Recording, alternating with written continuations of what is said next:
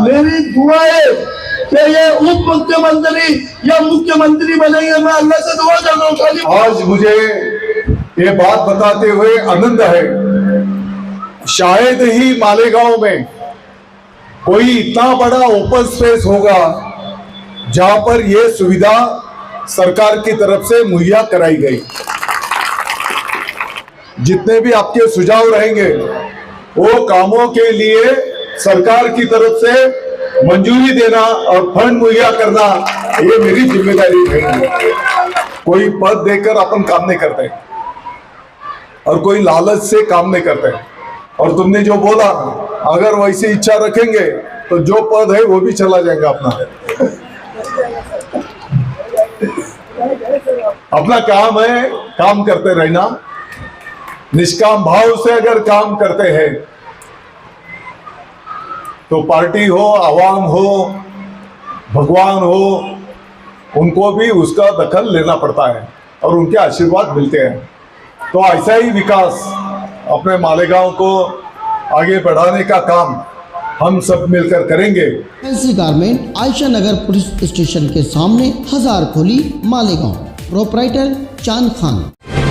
देखते रहिए the prime news Abdul Rahman के साथ। वार्ड नंबर 3 नूर नगर अबू हुरैरा मस्जिद के पास रमजानपुरा शिवार के लोगों में खुशी और मुसर्रत की लहर उस वक्त दौड़ गई जब साबिक कारपोरेटर नजीर फल्लीवाला के लायक फर्जंद जहीर फल्लीवाला की कोशिशों से मालेगांव आउटर के आमदार शिक्षा मंत्री विकास पुरुष दादा भूसे के जरिए दिए गए 1.5 करोड़ रुपए के फंड से शहर के सबसे बड़े और वसी अरीश शादी हॉल महरून निसा हॉल का इफ्तिताह कल रात अमल में आया। हर बुनियादी सहूलतों से महरूम इस इलाके में काफी अरसे से शादी ब्याह और दिगर तकरीबात के लिए ऐसे ही किसी हॉल की जरूरत थी। इलाके की इस जरूरत को महसूस करते हुए जहीर भाई फल्लीवाला ने कोशिशें शुरू की और मंत्री दादा भूसे के खुसूसी फंड से 1 एकड़ में बने इस शादी हॉल को आवाम के लिए मुख्तस कर दिया। इस तकरीब में नजीर फल्लीवाला, काजी फैमिली से जुड़े अफराद के अलावा कसीर तादाद में इलाके के लोग मौजूद रहे, जिसमें ख्वातीन, नौजवान और बुजुर्गों की अच्छी खासी तादाद देखी गई।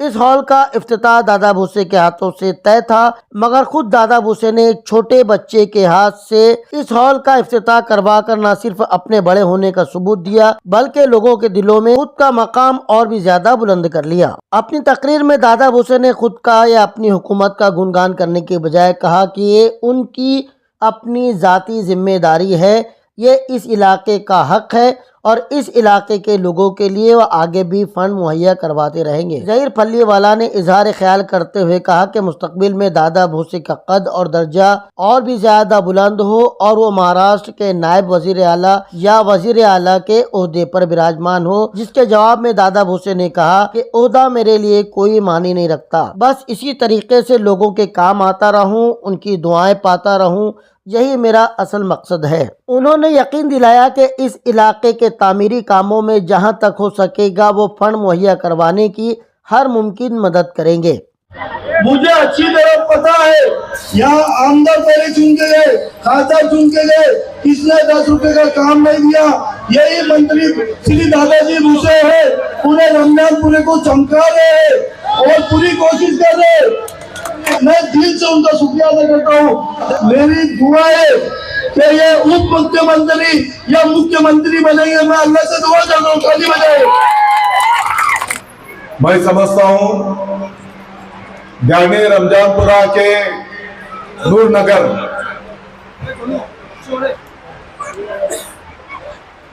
यहाँ पर जो भी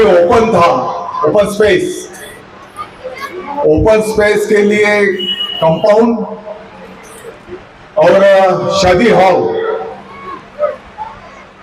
पिछले दिनों 1.5 करोड़ रुपया सरकार की तरफ से इस प्रकल्प के लिए मंजूर किए गए थे।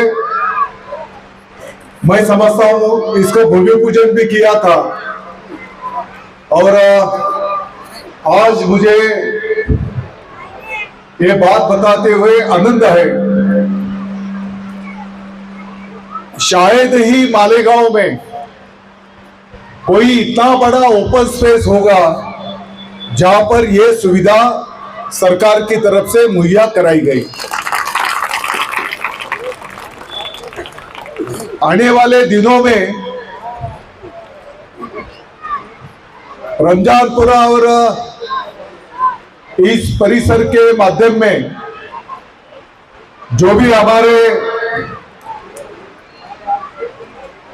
रहवासी है, मैं समझता हूं आने वाले दिनों में किसके भी घर पे सुख दुख का कुछ कार्यक्रम होगा तो वो कार्यक्रम के लिए ये प्रकल्प बहुत काम में आने वाला है।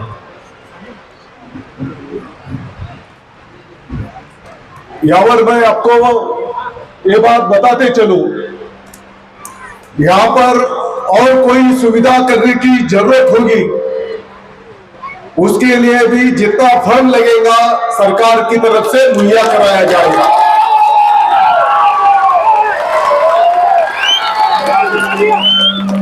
आते आते एक छोटा शादी हॉल का भी उद्घाटन किया, कुछ रसों का भी भूमि पूजन किया। मैं समझता हूं ऐसे प्रकल्प जहां जहां पर भी जगह उपलब्ध है वहां पर ऐसे प्रकल्प अगर खड़े हुए तो उस एरिया में रहने वाले नागरिकों के लिए, रहवासियों के लिए वो बहुत अच्छे साबित होते हैं। यहाँ के आजू बाजू के सभी रहवासियों को मैं विनती करूंगा, प्रकल्प तो बहुत खड़े होते हैं लेकिन वो हमेशा के लिए अच्छा रखना, उसका अच्छी तरह इस्तेमाल होना, ये भी हम सबकी जिम्मेदारी है। और सभी युवा साथियों को, सभी बुजुर्गों को मैं विनती करूंगा, इसके ऊपर भी हम सबको ध्यान देने की जरूरत पड़ेगी।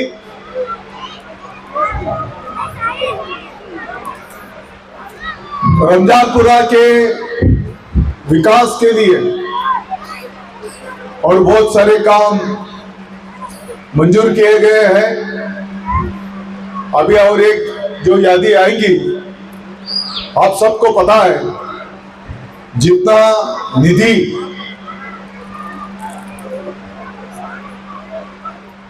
मालेगांव शहर को मिला होगा, अपने मतदार संघ को मिला होगा, हर एरिया को वो निधि देने का काम पिछले कई सालों से किया है। हम सबको पता है इसके पहले रमजानपुरा में अगर आना है तो कितनी दिक्कतें थी, साइकिल मोटरसाइकिल रास्ते पे रखना पड़ती थी।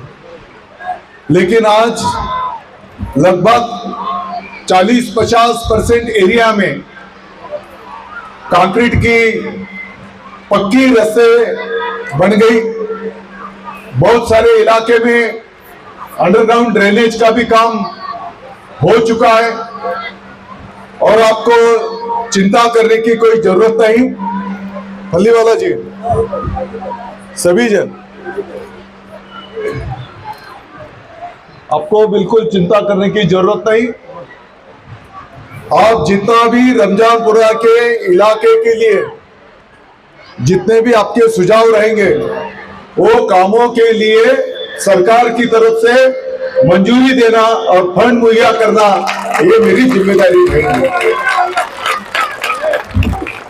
अभी ये बातें तो कुछ चुनाव के लिए अपन कर नहीं रहे, ये काम तो पूरा हो चुका है और चुनाव होने के बाद इसका लोकार्पण हो रहा है। तो मुझे विश्वास है, पूरी मालेगांव के आवाम का विश्वास है, शिवसेना पार्टी ऐसी है जो बोलती है वो करती है। मैं यहाँ पर राजकीय भाषण बिल्कुल करने नहीं आया, लेकिन मैं आप सबको बताते चलूं, जितना ज्यादा से ज्यादा विकास अपने मालेगांव का हम सब मिलकर कर सकते हैं, हम सब ने उसके ऊपर ध्यान देने की जरूरत है। आपने देखा होगा अंबेडकर नगर, श्री राम नगर से जाने को जब हम आते हैं, मौसम नदी के कॉर्नर पर एक अच्छा हॉस्पिटल, वहां पर लगभग 80% उसका काम पूरा हो चुका है और आने वाले कुछ चंद महीने के दिन के अंदर वो हॉस्पिटल भी इधर की आवाम के लिए आरोग्य सुविधा मुहैया कराने के लिए वो शुरू हो जाएगा। ओपन स्पेस तो बहुत सारी जगह पे रहते हैं, लेकिन हम सब ने देखा है ओपन स्पेस कितनी भी जगह रही तो कम पड़ती है क्या नहीं? लेकिन ये एक ओपन स्पेस ऐसा है कि सबके सुख दुख के काम में आने वाला है। और भी कुछ ओपन स्पेस होंगे, सरकारी जगह होंगी, तो वहां पर भी ऐसे प्रकल्प हम सब मिलकर खड़े करेंगे